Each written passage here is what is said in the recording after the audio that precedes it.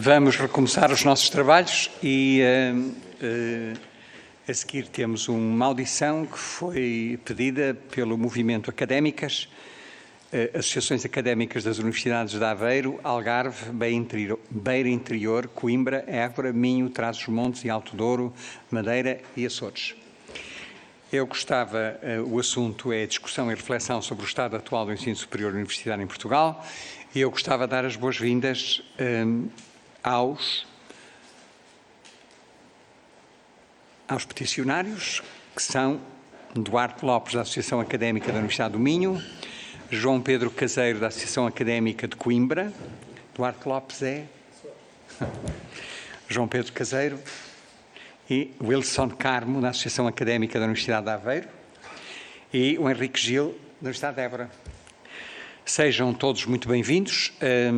Eu vou só relembrar a grelha de intervenções. Terão 10 minutos iniciais para fazer a vossa apresentação e depois terão 10 minutos no fim e podem gerir os 10 minutos iniciais e finais. Se quiserem usar 8 antes e 12 no fim ou 12 no início, podem fazer, não há problema. E depois os grupos parlamentares terão cada um 3 minutos para vos apresentarem questões, tentarem esclarecer algumas dúvidas que possam ter. Eu não sei quem vai fazer a primeira intervenção, se é o Wilson. Ok, então eu depois darei a palavra, mas só tem 10 minutos. Se quiserem usar 12, é o que houver, está bem? Portanto, eu dava de imediato a palavra ao Wilson Carmo, da Associação Académica da Universidade de Aveiro, para a sua intervenção. Há ali um relógio, ali em cima, que não precisa, pode, se conseguir ver a esta distância. Tem a palavra. Bom, antes de mais, boa tarde a todos. Em nome do Movimento Académicas, agradecer a disponibilidade para esta reunião, cumprimentar aqui o Sr. Presidente, todos os deputados aqui presentes e agradecer o facto também de estarem disponíveis para ouvirem o movimento que compõe as associações académicas, como já aqui foram referidas, desde o Algarve, Évora, Coimbra, Aveiro, Covilhã, Trás-os-Montes e Alto Douro, Minho, Açores e Madeira. Porque o tempo escasseia e nesta discussão do ensino superior vamos focar essencialmente em 3 tópicos neste momento para nós fundamentais. O primeiro será a discussão do financiamento. O subfinanciamento no ensino superior é crónico e já está mais do que destacado, vários estudos já foram feitos. Para alguns dados do que vou aqui referir, usámos como exemplo um estudo do CIPES, de 2019, estudo este realizado pelo nosso atual Secretário de Estado para o Ensino Superior, que demonstra efetivamente este subfinanciamento crónico no ensino superior. Estamos claramente abaixo daquilo que é a média da OCDE e da União Europeia e neste estudo conseguimos perceber que estamos com uma diferença de quase 4.000 euros por ano por estudante, relativamente àquilo que é a média da OCDE. Só para termos uma noção, esta diferença de quase 4.000 euros por ano faz com que tenhamos que estar 20 anos a aumentar da forma como estamos a aumentar para chegarmos àquilo que é a média da OCDE e isto, claro, assumindo que os restantes países ficarão estagnados. Claramente que a fórmula está parada desde 2008 e esta subida à proporção de 2% não tem vindo a ser, se calhar, a subida que é necessária para o ensino superior. A fórmula tem que ser efetivamente revista, temos que ter vários parâmetros. Só para termos uma noção, na fórmula de 2008, que está parada desde então, tínhamos vários parâmetros, dos quais número de estudantes, áreas de estudo, custos com pessoal técnico e indicadores de eficiência da própria instituição de ensino superior, mas em boa verdade temos academias que subiram de número de estudantes quase 70% e o seu financiamento em 10 anos aumentou apenas 20%. Estes indicadores mostram claramente que nem acompanhando o número de estudantes a proporção e o aumento do financiamento está a ter e pronto, e é um cuidado que temos que ter para que o ensino superior possa efetivamente ser elevado e mais em Portugal equiparado àquilo que são os nossos países vizinhos e àquilo que é a média da União Europeia. Aqui, com o financiamento, preocupa-nos também outra questão. como agora com o PRR e naturalmente com a construção de mais infraestruturas, se não houver um aumento à percentagem ou se não houver uma reformulação, estamos a dizer que vamos ter muito mais infraestruturas nas nossas instituições de ensino superior nos próximos anos e que não está, se calhar, pensado aqui a questão de como é que vamos pagar depois essas infraestruturas, porque vamos ter mais custos com staff, vamos ter mais custos com manutenção, vamos ter mais custos com água, eletricidade, etc. E se mantivermos isto, quer dizer que os restantes parâmetros, ou seja, o restante investimento que as próprias instituições atualmente estão a fazer, quer seja na investigação, quer seja nas suas infraestruturas, vai também ser cortada por causa daquilo que agora será construído. Ainda no investimento e muito sucintamente e no financiamento, agora passando mais para a ação social, importa destacar aqui que este movimento defende muito a descentralização do conhecimento, a descentralização do ensino superior e conseguimos ver que se calhar aquilo que atualmente o Governo também não defende tanto isto. Porquê? Porque no Plano Nacional de Alojamento no Ensino Superior, que já foi apresentado há alguns anos, conseguimos ver que 50% das camas que ali estão apresentadas vai para Porto e Lisboa. Para nós, esta tendência tem que ser naturalmente mudada, porque tem que haver, na nossa ótica, uma descentralização do conhecimento em Portugal e aqui o alojamento é sem dúvida fundamental neste sentido. Pronto, sabe agora a palavra. Passo a palavra ao João Pedro Caseiro, da Associação Académica de Coimbra. Muito obrigado. Bem-vindo. Muito boa tarde a todas e a todos, Sr. Presidente da Comissão, Srs. Deputados. Da minha parte, eu vou falar um pouco do RGES, o Regime Jurídico das Instituições de Ensino Superior. É um documento que tem vindo a ser discutido no seio das académicas, das associações académicas, já há bastante tempo.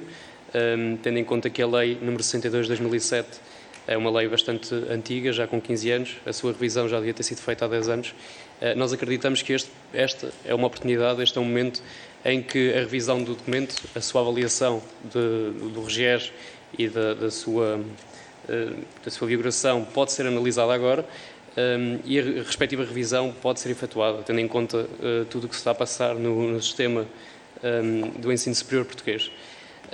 Além disso, nós, em relação ao próprio RGES, temos algumas questões mais específicas que gostávamos de abordar, tendo em conta que no próprio artigo 2º se menciona a valorização das atividades dos seus investigadores, docentes, funcionários e, no que diz respeito aos estudantes, o assegurar as condições para que todos os cidadãos devidamente habilitados possam ter acesso ao ensino superior e à aprendizagem ao longo da vida.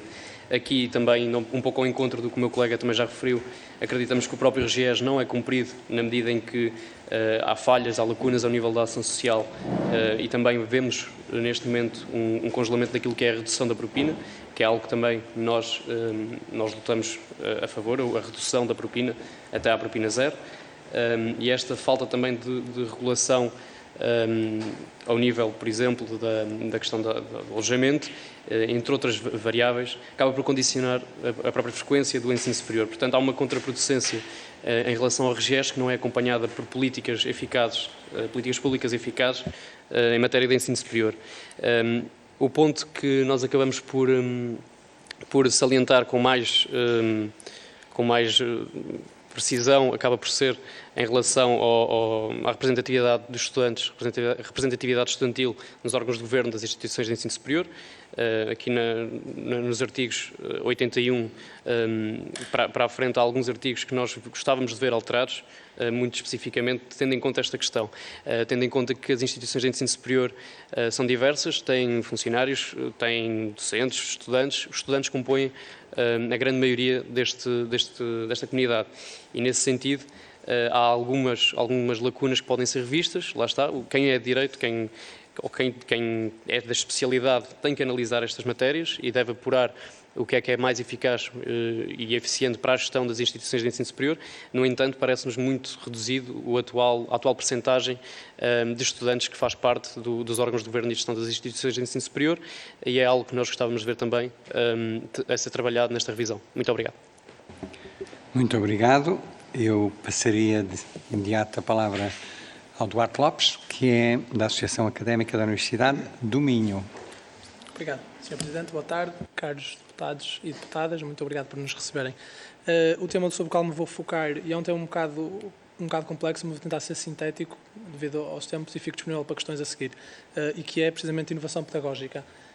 Eu vou fazer um breve retrato da atualidade e aquilo que nós achamos que são problemas e aquilo que nós achamos que podem ser um caminho de solução. Portanto, olhando àquilo que temos como atualidade dos nossos métodos de ensino nas instituições de ensino superior, mas creio que também muito pelaquilo que são os graus de ensino que o precedem,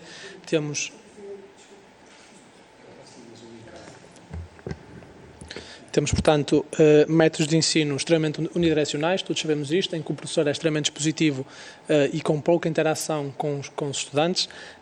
Temos um método de ensino, como dizia, pouco participado, isto é, que pressupõe um período de exposição e que não pressupõe uma troca de ideias, pelo menos não obrigatoriamente, não que o deva ser, mas que deve ser motivado e que não o é de forma genérica, haverá sempre exceções à regra.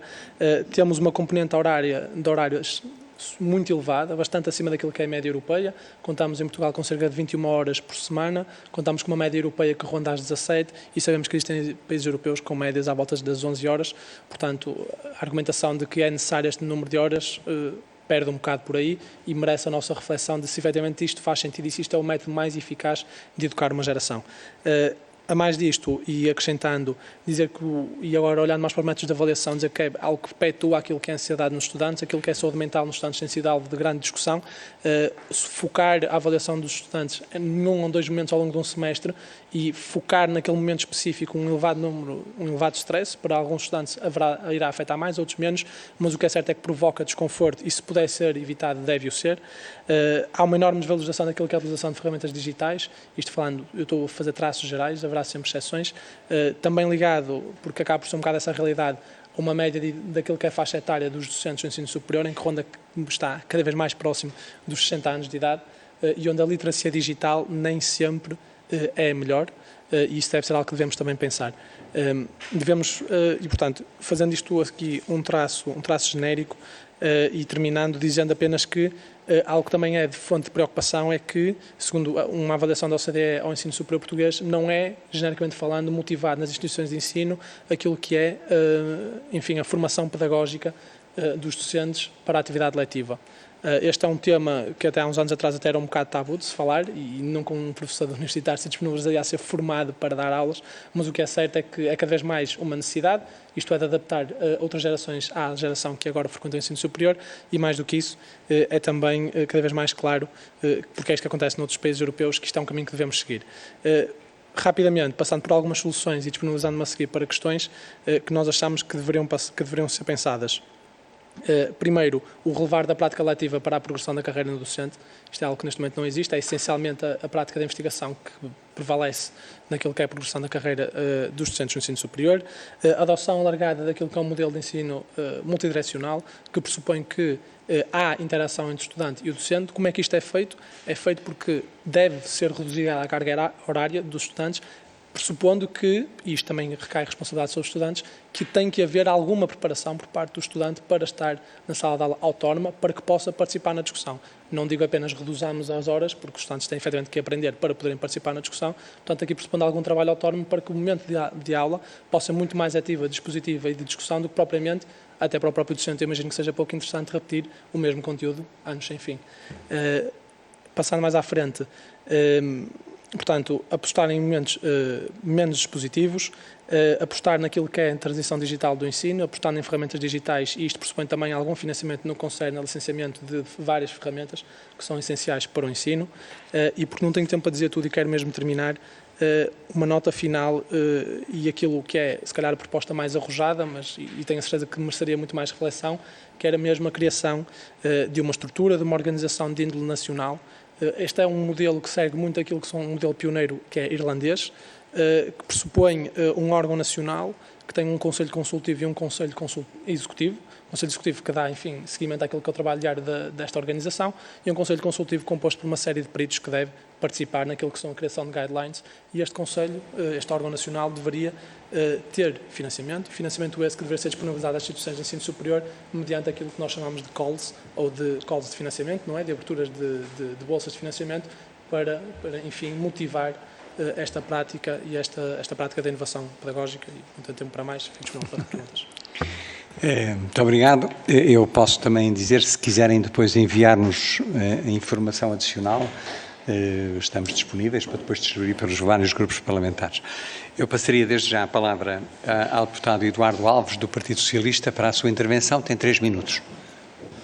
Obrigado, Sr. Presidente. Cumprimentar os representantes das académicas, começando até por lhes dizer que o Grupo Parlamentar do PS encara sempre o diálogo e a proximidade às vossas preocupações e aos vossos problemas como um importante contributo e, portanto, também reiterar aqui a nossa disponibilidade para continuar e manter com este diálogo aberto, franco, contínuo e substantivo convosco. O Governo tem assumido como uma das suas principais políticas construirmos aqui uma sociedade de conhecimento, intensificando meios e mobilizando meios para esse efeito e para cumprirmos com aqueles que têm sido as ambições e as metas que temos preconizado, por exemplo, ao nível de entrada de novos alunos no sistema. Este caminho que temos feito tem trazido algumas conquistas, como, por exemplo, a redução progressiva da propina nos últimos anos, como, por exemplo, o financiamento mais estável e previsível às instituições através dos contratos de legislatura, como, por exemplo, mais bolsas de ação social e mais cobertura da ação social aos estudantes e, com isso, mais democratização do acesso ao ensino superior, com a entrada do ensino superior também no Plano de Recuperação e Resiliência, através do financiamento para efeitos de alojamento estudantil, ou, por exemplo, termos feito todo este percurso, termos hoje um número máximo histórico de alunos a entrar no sistema e do termos feito, e vocês tocaram e bem nesse assunto, do termos feito com 36% de aumento do número de alunos em instituições do ensino superior, territórios de menos ou menor densidade populacional. E este Orçamento de Estado vem, por isso, também trazer aqui um conjunto importante de medidas, como mais apoios para a ação social, vem trazer o aumento da fasquia máxima das bolsas que podem ser atribuídas para efeitos de mestrados e vem criar um novo complemento de deslocação e, com isso, vem também aprofundar aqui a lógica da ação social que tem sido seguida. E também consolidar alguns processos que têm sido importantes, como, por exemplo, da simplificação das bolsas de estudo com a renovação automática. No que concerne ao modelo de financiamento, temos tentado, desde 2015, temos feito um aumento progressivo sempre do financiamento das instituições. Neste Orçamento de Estado sobe novamente e sensivelmente 2%, mas também aguardamos estudos internacionais e também a conclusão de um debate mais alargado que possa, entre todos os agentes e atores do ensino superior, como também as académicas, fazer esse debate. Por fim, deixar-vos só 3 perguntas. Em primeira instância, quais é que são as vossas percepções sobre o fenómeno da saúde mental no momento em que estamos a sair da pandemia? Em segunda instância, sobre o abandono escolar no ensino superior, se tem alguma métrica que consiga quantificá-lo ou não. E depois explorar, eu percebi que por economia de tempo também não o conseguiram potenciar aqui esse tema, como é que a digitalização também pode melhorar essa inovação pedagógica na relação entre o professor e o aluno e melhorar a qualidade do ensino superior. Obrigado. Muito obrigado, Sr. Deputado. Eu passava de imediato a palavra ao Sr. Deputado Alexandre Poço, do PSD, para a sua intervenção. 3 minutos. Muito obrigado, Sr. Presidente. Cumprimento as senhoras e os senhores deputados presentes nesta comissão e deixo-vos também um caloroso cumprimento enquanto representantes do movimento académicas. O Grupo Parlamentar do PSD acompanha algumas das preocupações que aqui nos deixaram, nomeadamente aquelas que dizem respeito à questão do financiamento. Nós entendemos que o financiamento do ensino superior deve ser alvo de uma reforma sistemática e não com pequenas alterações cirúrgicas de ano a ano. Entendemos que essa deve ser uma das principais preocupações de qualquer mudança no modelo de financiamento do ensino superior. Por outro lado, entendemos também que para isso provavelmente precisaremos de rever a lei de bases do sistema educativo. A vossa preocupação com o RGES, e sabendo bem que estamos há 15 anos com este regime que tem falhado as várias fases de revisão, é algo que também temos vindo não só a discutir com o movimento associativo, mas também internamente, nomeadamente naquela que é a principal queixa do movimento associativo, que é a sua falta de representatividade nos órgãos de governo das instituições. E, por último lugar, naturalmente, toda a componente de inovação pedagógica digital, sendo uma preocupação que a pandemia ainda veio intensificar ainda mais, merece da nossa parte toda a concordância e por isso estaremos também disponíveis para pensar de que forma é que nós conseguimos garantir mais formação a todo o tipo de professores e a todo o tipo de agentes das instituições de ensino superior para que elas possam ter mais inovação e menos ensino unidirecional, como foi aqui há pouco, numa expressão muito feliz utilizada. Na última audição que tivemos com o Ministro do Ensino Superior, o PSD procurou ter alguma informação que infelizmente não temos. Não é novidade, mudou a titular da pasta, mas manteve-se uma certa opacidade relativa a alguns dados que eu estou certo, vou-vos perguntar, mas estou certo que provavelmente também têm dificuldade em ter. Por exemplo, nós questionámos quantas camas novas vamos ter em 2022 no âmbito da execução do Plano Nacional de Alojamento e Ensino Superior. A Ministra não nos soube dar essa informação. Questionámos sobre dados credíveis e concretos sobre o abandono académico. Questionámos, também não soubemos ter essa informação numa prática que já vinha do anterior Ministro. Portanto, nas residências não sabemos quantas camas, no abandono não sabemos dados concretos sobre este fenómeno.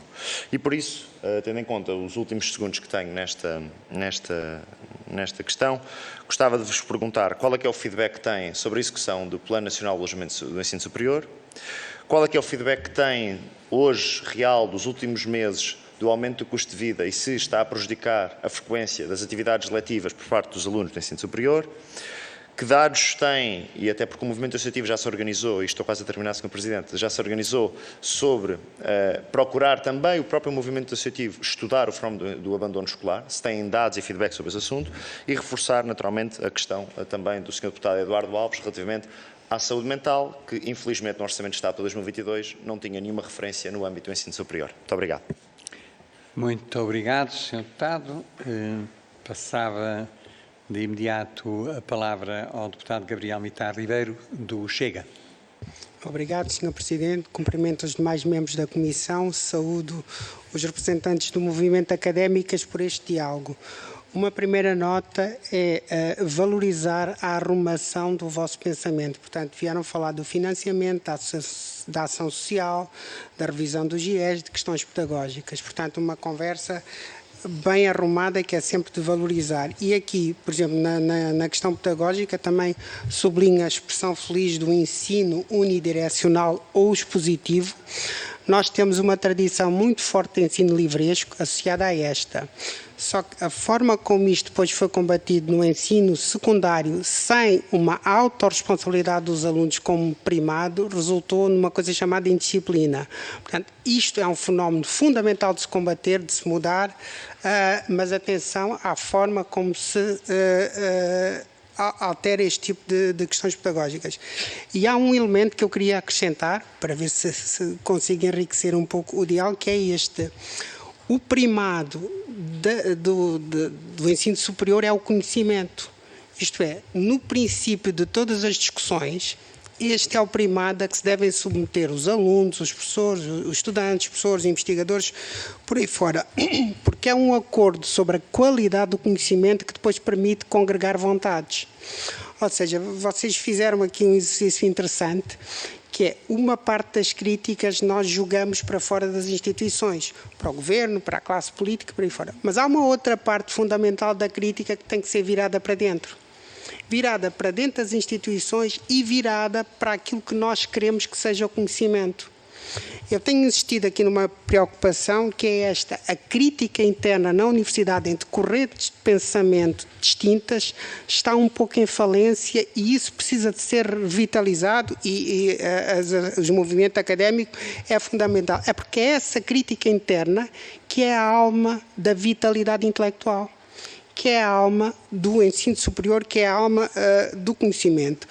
Portanto, aliás, vocês podem verificar nos cursos que frequentam se há essa disputa interna entre correntes, nos cursos que frequentam, a ver se eu estou ou não certo. Portanto, há aqui um impulso que o movimento académicas pode dar ao ensino superior, que é um impulso de uma aposta maior na racionalidade pela absoluta liberdade do debate interno. Portanto, o movimento académico promover uma maior liberdade de debate interno, livre, frontal, virado para a razão e não para o julgamento. Portanto, ouvir os outros e rebater com argumentos, não ir por aquilo que se tornou muito frequente nos meios universitários, que são julgamentos morais a priorísticos. Portanto, eu não estou a dizer que as nossas universidades se aproximam de madraças, mas o que eu estou a dizer é que há uma quebra na liberdade de pensamento, há uma quebra na liberdade dos jovens proporem correntes contraditórias, pensamentos diferentes, e tudo isso é um ponto que acrescenta à revitalização do ensino superior que nos estiveram a apresentar. Portanto, parabéns pela iniciativa, pelo apelo ao diálogo e muito obrigado. Muito obrigado, Sr. Deputado. Passo a palavra à Sra. Deputada Carla Castro, da Iniciativa Liberal. Obrigado, Sr. Presidente, Srs. Deputados, e agradeço em concreto aos representantes do movimento académicas e agradeço o trabalho e mostro a disponibilidade para continuarmos em conversações nos temas que muito nos interessam em comum. A Iniciativa Liberal tem bastantes concepções, quer desde o modelo de acesso ao ensino superior, o modelo de governo, financiamento ou subfinanciamento, mas também o reforço da relação entre o ensino superior e o mercado de trabalho e também sobre o tema da ação social.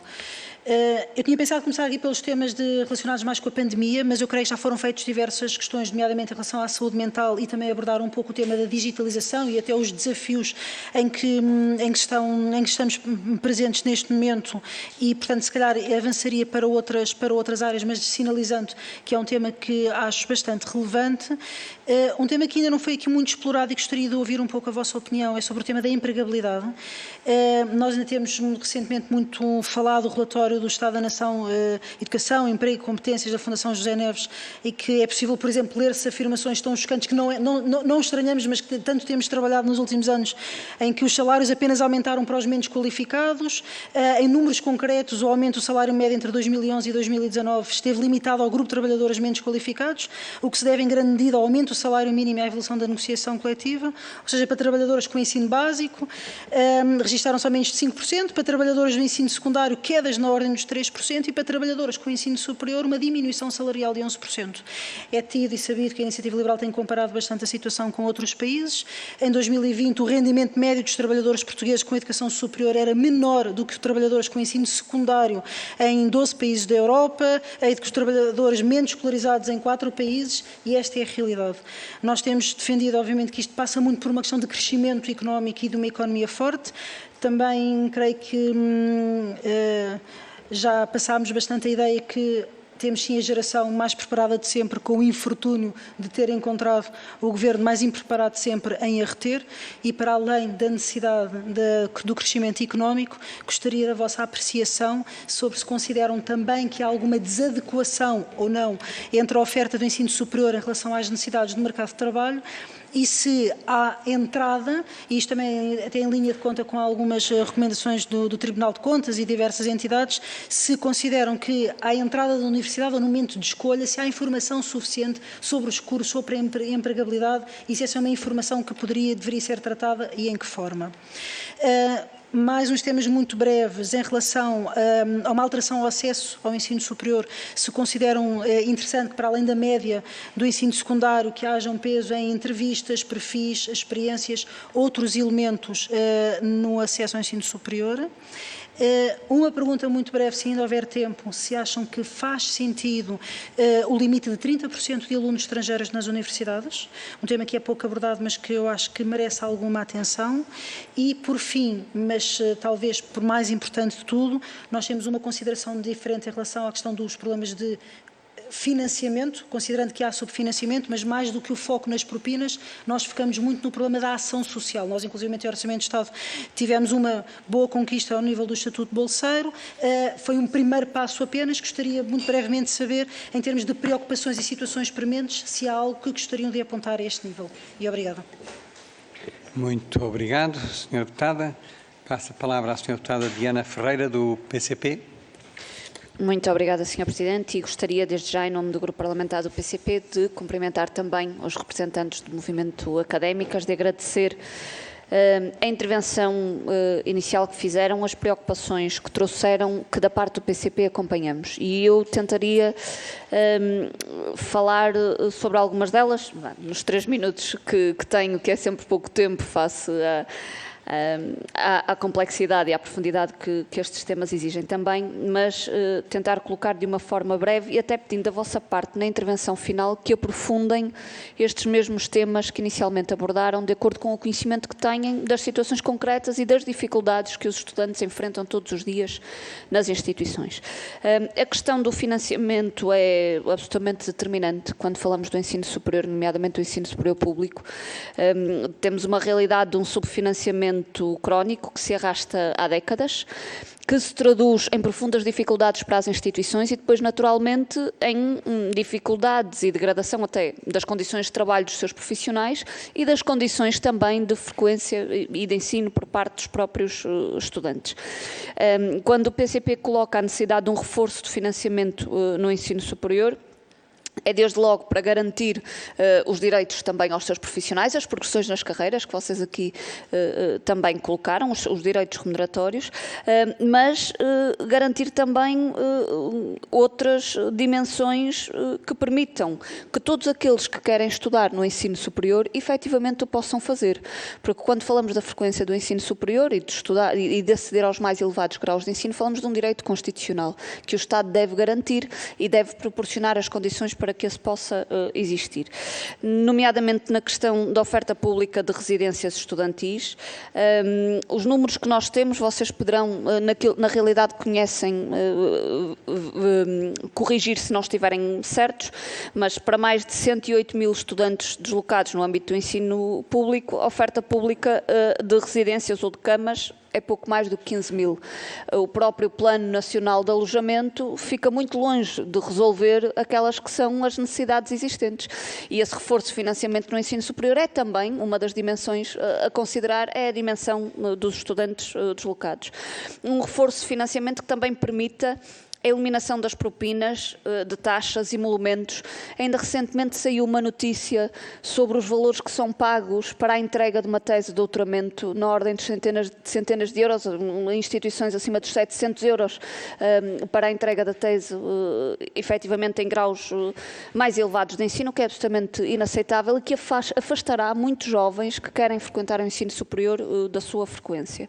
E, naturalmente, um reforço de um ponto de vista da ação social escolar, no sentido não só do alargamento das bolsas, da melhoria de critérios para abranger mais estudantes e de garantir que elas cobrem todos os graus de ensino e não ficam estanques em algum patamar, mas também da ação social escolar indireta, nas cantinas, no alojamento e num conjunto de outros apoios que muitos estudantes precisarão, não só para ingressar, mas até para se manter no ensino superior. Vou terminar, Sr. Presidente, já viu o sinal, deixava-vos só também esta questão. Se tem algum elemento dos estudantes que ingressando no ensino superior, a seguir por força também destas realidades, acabam por ter que desistir. Mesmo para terminar, não vou conseguir falar da questão do RGIES, mas dizer que da parte do PCP defendemos o fim do regime fundacional e profundas alterações a este regime que efetivamente coloca em causa a gestão democrática das instituições por não permitir a participação de estudantes, funcionários, nem uma participação justa e democrática dos próprios docentes. Muito obrigado, Sra. Deputada. Eu, se calhar, passava a palavra à Sra. Deputada Joana Mortágua, do Bloco de Esquerda, para a sua intervenção. Muito obrigada, Sr. Presidente. Queria, antes de mais, cumprimentar as académicas, os representantes dos estudantes. Muito rapidamente também renovar o compromisso do Bloco de Esquerda com uma reivindicação histórica que é da propina zero. Nós sempre tivemos essa posição, continuaremos a ter. Não há ação social forte o suficiente para compensar aquilo que seria o reconhecimento do ensino público gratuito nos mais altos níveis de ensino e, portanto, nós entendemos que a universalidade e a gratuidade do ensino público deve chegar ao regime universitário. Esse foi, durante algum tempo, pelo menos também o entendimento de muitos dirigentes governativos do Partido Socialista, de alguns deputados do Partido Socialista. Houve até, se eu bem me recordo, um apelo do Sr. Presidente da República para que se fizesse um pacto de regime em torno desta ideia.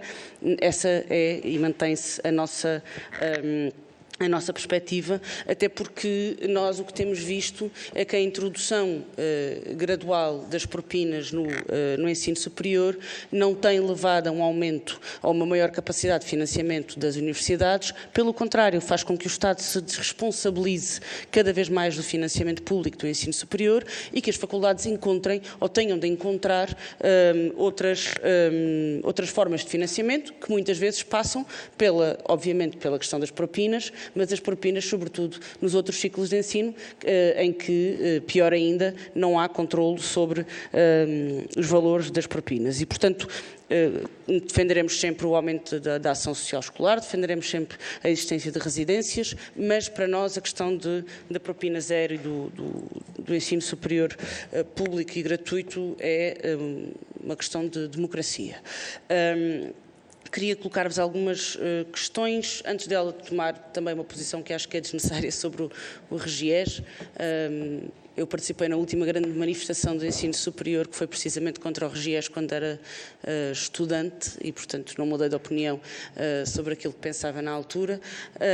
E a verdade é que o RGES, que já deveria ter sido avaliado, muitas vezes não foi e acumulam-se os problemas relativamente ao regime legal e de enquadramento do ensino superior, mas eu queria colocar-vos algumas questões mais concretas. Uma já foi aqui colocada, tem a ver com o acesso ao ensino superior. Se acham que este modelo dos exames e a forma como ele condiciona também o ensino secundário, se ele não poderia ser alterado, transformado. A outra questão tem a ver com a adaptação, as adaptações necessárias por causa da pandemia. Houve até, na altura, o ano passado, algumas alterações em relação aos prazos de entrega das teses, em relação às avaliações para os alunos que estavam em isolamento profilático e, portanto, perceber se essa necessidade passou ou se permanece, se tem havido flexibilidade por parte das universidades, se há algum problema identificado agora que houve a retoma de uma suposta normalidade, se essa normalidade também voltou da forma possível às instituições de ensino superior. E termino aqui. Obrigado. Muito obrigado, Sra. Deputada. Chegamos ao fim das intervenções dos vários grupos parlamentares. Eu gostava só, antes de começarem a dar respostas, de vos dizer, obviamente as perguntas foram muitas, não sei se vão ter tempo. Só têm 8 minutos, porque já gastaram os 12 no início, como eu tinha alertado.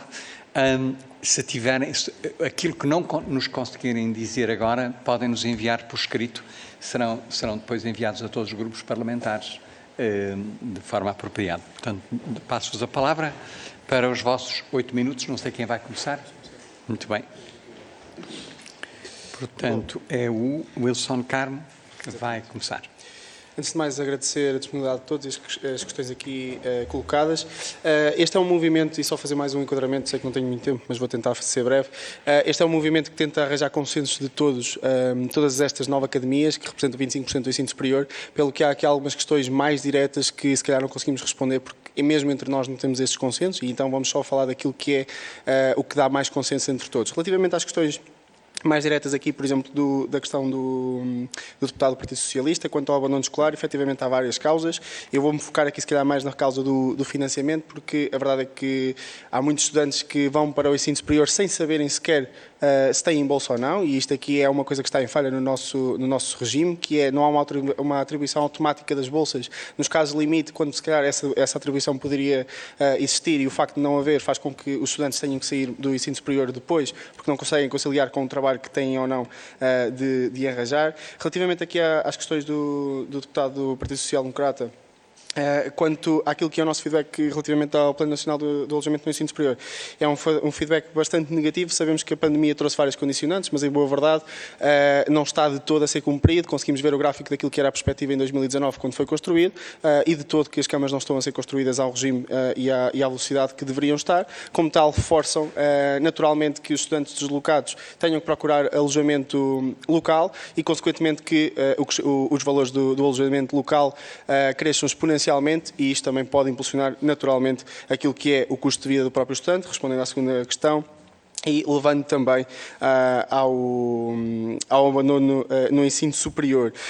Quanto aqui às questões da deputada da Iniciativa Liberal, referir que quanto aos problemas de empregabilidade, efetivamente sabemos, eu não sei os dados precisos do estudo da Fundação José Neves, mas também temos conhecimento destes dados, e efetivamente é triste perceber que atualmente tirar um curso no ensino superior se calhar não se reflete numa melhor qualidade de vida, e a maioria dos estudantes vão para o ensino superior porque querem estudar e querem trabalhar naquilo em que se formaram e naquilo que gostam, mas não vão já com aquela perspectiva de ganhar mais. Isto sim, se calhar é uma reflexão que tem que ser tida pelo nosso Governo. Uma última nota, e porque não há muito tempo, só aqui comentar o que a deputada do partido do PCP referiu, que é, efetivamente, em Portugal, a maioria das instituições de ensino superior tem o seu financiamento, e a grande maioria do seu financiamento vem por parte do Governo, o que faz com que a maioria destas instituições tenham que procurar outras alternativas, não só a propina, mas como aqui está, taxas e emolumentos, e para nós torna-se completamente inconcebível um estudante que ao longo de 4 anos, 5, 6,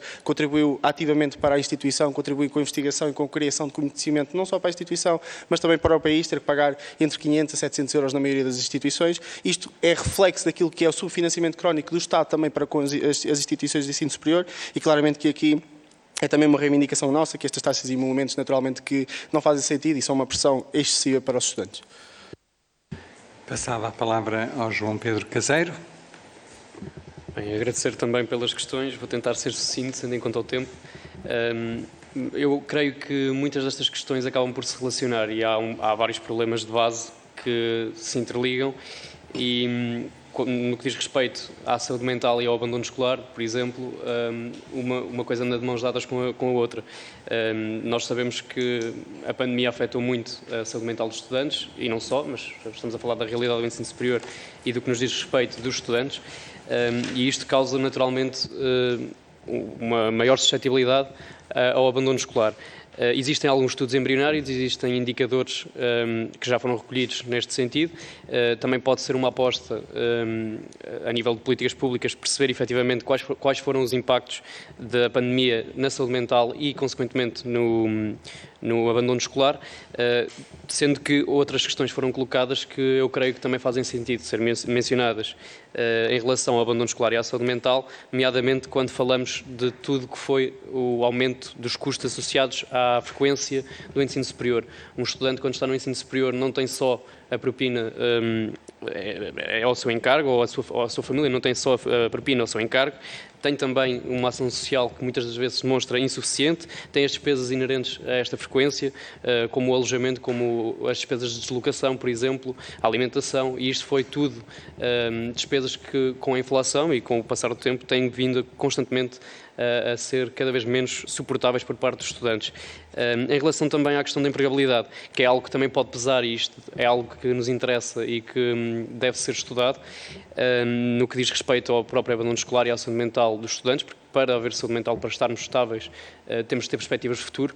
Quando nós olhamos para uma realidade que, de certa forma, também não nos consegue amparar, não nos consegue garantir uma estabilidade e um futuro promissor dentro do nosso país, há reticências que são criadas na mente dos estudantes, e em relação à questão da empregabilidade, pensar no nosso país de uma forma descentralizada, olhar para regiões longe dos centros de decisão e das grandes áreas metropolitanas, criando políticas de incentivo à permanência nessas regiões descentralizadas, é algo que deve ser fortemente apostado. Também referir, e para finalizar a minha parte, que é com todo o agrado que nós gostaríamos de ver também uma aposta nos profissionais que têm mestrados, doutoramentos, que muitas das vezes acabam por envergar em carreiras mais académicas devido à maior estabilidade estabilidade que lhes dá continuar na instituição de ensino superior onde foram formados, por exemplo, e acaba por ser uma prioridade para essas pessoas que têm lugar, certamente, no mercado de trabalho, se houver incentivos às empresas para que haja uma contratação efetiva de mestres e doutorados. Muito obrigado. Muito obrigado. Duarte Lopes. Tem um pouco mais de 2 minutos. Boa tarde a todos novamente, muito sucintamente. Respondendo primeiro à questão colocada pelo Partido Socialista sobre aquilo que podem ser vantagens da utilização destas ferramentas digitais. 2 exemplos que me parecem muito claros e fáceis de partilhar é, desde logo, a existência de módulos digitais naquilo que são alguns cursos. Naturalmente, nós defendemos aquilo que é o ensino presencial, porque isso pressupõe aquilo que é a partilha entre pares e isso é fundamental para a aprendizagem. No entanto, não é de todo chocante que possam ser utilizadas essas ferramentas para determinados momentos positivos. Quando há pouco falei sobre o estudante ter um momento preparatório pré-aula, isso pode ser um vídeo de um professor a fazer uma exposição breve para que o estudante chegue contextualizado ao ambiente de sala de aula e possa discutir de uma forma mais profunda. Isto rentabiliza o tempo de sala de aula e permite diminuir o tempo de sala de aula e permite que o estudante consiga chegar à discussão contextualizada do que vai ser apresentado e do que vai ser discutido, sem que o professor tenha que fazer uma enorme exposição. Isso é um exemplo. Outro exemplo é a utilização de ferramentas digitais de ensino. Existem imensas, que permitem uma partilha constante entre o docente e o discente, partilha de trabalhos, partilha de conteúdos, partilha de vídeos, partilha de podcasts. Não temos de nos prender àquilo que é o modelo de exposição de aula e é isso que nós queremos que haja reflexão. O que é certo é que também já há algumas, não muitas, instituições de ensino que começam a pensar sobre isto e começam a criar alguns centros de investigação para perceber o que é que pode ser feito. O que nós aqui dizemos é que deve haver uma clara aposta nestes centros de investigação, porque são todos muito pouco financiados, porque não é uma prioridade política, nem das instituições, nem, pelo menos para já, do que parece ser as políticas públicas de ensino superior. Um ponto também ainda sobre a saúde mental, e que eu acho que carece de reflexão, que é, devemos olhar para este problema não só quando ele já é um problema identificado e como é que nós vamos tratar desta pessoa, mas como é que nós prevenimos este problema. Ora bem, se nós sabemos que o ensino superior se tem revelado como um espaço onde estes problemas de saúde mental são cada vez mais frequentes, cabe-nos a nós perguntar porque é que isto acontece e porque é que isto acontece nas nossas instituições de ensino superior. E eu aponto o dedo, ou uma das causas, pelo menos eu acho que é precisamente os modelos de ensino que nós perpetuamos no nosso ensino, seja no superior, seja nos graus que o precedem, que são modelos competitivos, que são modelos que pressupõem uma avaliação pontual, que levam a ansiedade a determinados estudantes e que causam desconforto. E isto é, sem dúvida, um problema que nós registamos e que é um problema para a saúde mental. Finalizando numa questão muito rápida, porque foi uma pergunta que eu creio que foi da Sra. Deputada do Bloco de Esquerda, sobre aquilo que é a prorrogação das teses. Se não estou em erro, foi uma proposta no Orçamento de Estado anterior do PCP a sua prorrogação. Dizer que no início deste ano foi também, e penso que isto foi enviado a todos os grupos parlamentares, que o mesmo devia ter acontecido para o Orçamento de Estado para 2022. Muito obrigado. Movimento Académicas, foram muito bem-vindos aqui hoje. Como eu vos disse, se quiserem mandar informação adicional em relação a algumas das questões que vos foram postas, será muito bem-vindo. Podemos distribuir pelos grupos parlamentares. Se quiserem, não tem que ser já amanhã, podem trabalhar sobre isso e depois enviar o processo. Ok? Desculpa.